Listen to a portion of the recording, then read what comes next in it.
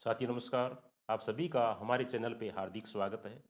आज हम राजस्थान जीके के तहत राजस्थान के प्रमुख प्रतीक चिन्हों के बारे में अध्ययन करेंगे। सबसे पहले जो राजस्थान के प्रतीक चिन्ह आता है उनमें है रोहिड़ा। क्या नाम है? रोहिड़ा। और रोहिड़ा को राज्य पुष्प का जो दर्जा है वो 31 अक्टूबर 1983 को दिया गया। कब दिया गया? 31 अक्टूबर 1983 को राज्य पुष्प का दर्जा है वो रोहिड़ा को दिया गया। साथियों राजस्थान के अंदर जगह जगह क्या है कि रोहिड़े के जो पेड़ है वो आपको दिखाई दे जाएंगे। और इनके जो मुख्य रूप से जो उपनाम है वो ऐसे है। इनको मारवाड़ टीक भी कहा जाता है, राजस्थान का सांगवान भी कहा जाता है, राजस्थान की मरुसुबा भी कहा जाता है। ये इसके मुख्य रूप से उपनाम है वो माने गए हैं।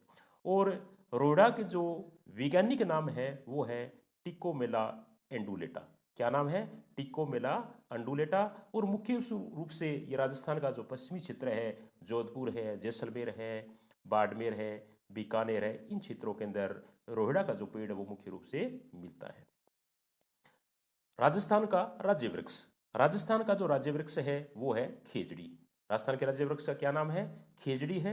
और खेजड़ी को राज्य सरकार ने 31 अक्टूबर 1983 को राज्य वृक्ष का दर्जा वो दिया था। तारीख याद रखना कितनी है? 31 अक्टूबर 1983 को। इनके मुख्य रूप से जो उपनाम है वो है, इसको थार का कल्प वृक्ष भी कहा जाता है, राजस्थान का कल्पतरू भी कहा जाता है, राजस्थान का गौरव भी कहा जाता है, राजस्थान का कल्प वृक्ष भी कहा जाता है।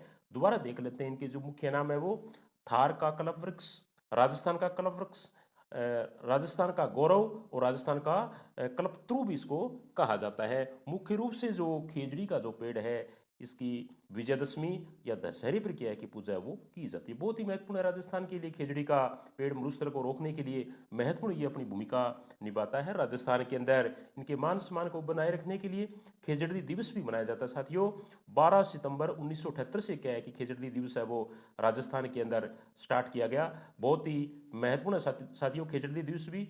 आगे वाला जो हमारा राज्य पक्षी है उसका नाम है गोडावण। क्या नाम है? गोडावण। और गोडावण को 1981 के अंदर राज्य पक्षी का दर्जा है वो दिया गया। कब दिया गया? 1981 के अंदर राज्य पक्षी का दर्जा है वो गोडावण को दिया गया। और गोडावण के जो मुख्य नाम है वो इस प्रकार से है। इसको सोहन चिड़ी भी कहा जाता है, मालमोरडी भी कहा जाता है, उकना भी कहा जाता है और ग्रेट इंडियन बस्टर्ड भी साथियों इसको कहा जाता है। और इसका जो वैज्ञानिक नाम है गोडावण का वो है कोरियोटिस नाइग्रोसेप। कोरियोटिस नाइग्रोसेप। मुख्य रूप से जो हमारा राज्य पक्षी गोडावण है वो राज्य के जो मरु उद्यान है जो जैसलमेर और बाड़मेर जिले में फैला हुआ है वहाँ मिलता है। इसके अलावा बारां क्षेत्र का जो सोरसन क्षेत्र है वहाँ भी मिलता है। और शोंकलिया जो क्षेत्र है वहाँ पर भी क्या है कि गोडावण है वो मुख्य रूप से पाया जाता है। राजपक्षु जो है राजस्थान का साथियों उनमें मुख्य रूप से दो श्रेणियां बनी हुई है। एक है वन्यजीव श्रेणी और दूसरी है पशुधन श्रेणी। हम दोनों का ही एक एक करके अध्ययन करेंगे। वन्यजीव श्रेणी के अंदर चिंकारा आता है। वन्य जीव श्रेणी में राजपक्षु पशु का क्या नाम है? चिंकारा, जिसको 1981 के अंदर राज्य पशु का दर्जा है वो राजस्थान सरकार ने दिया था। और इसका वैज्ञानिक नाम बहुत महत्वपूर्ण है, अक्सर पेपर्स में आता है, इसका एग्जाम में पूछ लिया जाता है कि चिंकारा का वैज्ञानिक नाम क्या है। तो चिंकारा का जो वैज्ञानिक नाम है साथियों वो है गजेला गजेला। क्या नाम है? गजेला गजेला।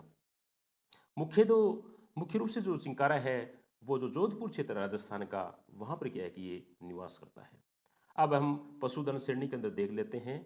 पशुधन श्रेणी के अंदर राज्य सरकार ने 30 जून 2014 को घोषणा की थी कि ऊंट को पशुधन श्रेणी में राज्य पशु माना जाएगा, क्योंकि धीरे धीरे राजस्थान के अंदर ऊंटों की संख्या है वो कम होती जा रही है। तो उनकी संख्या को बचाने के लिए 30 जून 2014 को राज्य सरकार ने ऊंट को पशुधन श्रेणी में राज्य पशु घोषित किया। और 19 सितंबर 2014 को इसके लिए अधिसूचना है वो जारी की गई। कब? 19 सितंबर 2014 को। साथियों ऊंटों का जो देवता है वो बाबूजी को माना जाता है। अक्सर क्या है कि एग्जाम में प्रश्न इस प्रकार के देखने को मिलता है कि निम्नलिखित में से ऊंटों के देवता कौन है या ऊंटों का देवता किसे माना जाता है? तो हम क्या बताएंगे? बाबूजी को। और ये बहुत ही महत्वपूर्ण प्रश्न है। अक्सर क्या है कि पेपर में ये देखने को मिलता है कि गोरबंद क्या है। ऊँटों के जो गले का जो आभूषण होता है उसको क्या कहते हैं? गोरबंद कहते हैं। ऊँटों के गले का आभूषण क्या माना जाता है? गोरबंद माना जाता है, गोरबंद इसको कहते हैं। और ऊँट से संबंधित एक और महत्वपूर्ण प्रश्न है साथियों कि ऊँट महोत्सव कहाँ मनाया जाता है? तो ऊँट महोत्सव है वो बीकानेर में मनाया जाता है। कहाँ मनाया जाता है? बीकानेर के अंदर ये मनाया जाता है। उसके बाद में कुछ और एक प्रश्न और है ऊँट से संबंधित ही कि ऊँट पालने वाली जो जाति है उसका नाम है साथियों रायका या रेबारी। रायका या रेबारी जाति है वो ऊँटों को पालने का काम है वो करती है। उसके साथ साथ में कुछ और देख लेते हैं। राजस्थान जो दिवस है वो 30 मार्च को मनाया जाता है। राजस्थान दिवस कब मनाया जाता है? 30 मार्च को मनाया जाता है। राज्य नृत्य, राजस्थान का राज्य जो नृत्य है वो है साथियों घूमर। राज्य नृत्य क्या है? घूमर है। और राज्य लोकवाद्य यंत्र क्या है? लोकवाद्य यंत्र राजस्थान का है अलगोजा। क्या है? अलगोजा। अक्सर आप जब मेले में गए हो तो आपने अलगोजे को बच्चों के द्वारा बजाते हुए देखा होगा। तो राज्य लोकवाद्य यंत्र का नाम क्या है? अलगोजा। राज्य खेल, राज्य खेल साथियों बहुत ही महत्वपूर्ण राजस्थान का बास्केटबॉल को माना जाता है। राज्य खेल किसे माना जाता है? बास्केटबॉल को, जो 1948 के अंदर राज्य सरकार ने राज्य खेल इनको घोषित किया था। राज्य गीत, केसरिया बालमनी पधारो हमारा देश, बहुत ही महत्वपूर्ण साथियों। राजस्थान का जो राज्य गीत है उसका नाम क्या है? केसरिया बालम। इसको पहली बार क्या है कि मांगी बाई ने गाया था। पहली बार किसने गाया था? मांगी बाई ने। और इसको सबसे ज़्यादा बार जो गाने का जो रिकॉर्ड है वो बीकानेर के मांड गायिका है अल्लाह जिलाबाई, उन्होंने इसको सबसे ज़्यादा बार है वो गाया था राज्य गीत को। राज्य कवि, राज्य कवि है साथियों सूर्यमल मिशन। राजस्थान के बहुत ही महत्वपूर्ण कवि सूर्यमल मिशन को राज्य का राज्य कवि है वो माना जाता है।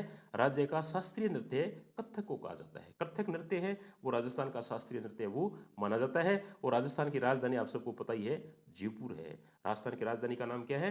जयपुर है। साथियों निवेदन रहेगा कि यदि आज का वीडियो आप लोगों को पसंद आयो तो ज़्यादा से ज़्यादा लाइक शेयर कमेंट अब अवश्य करना।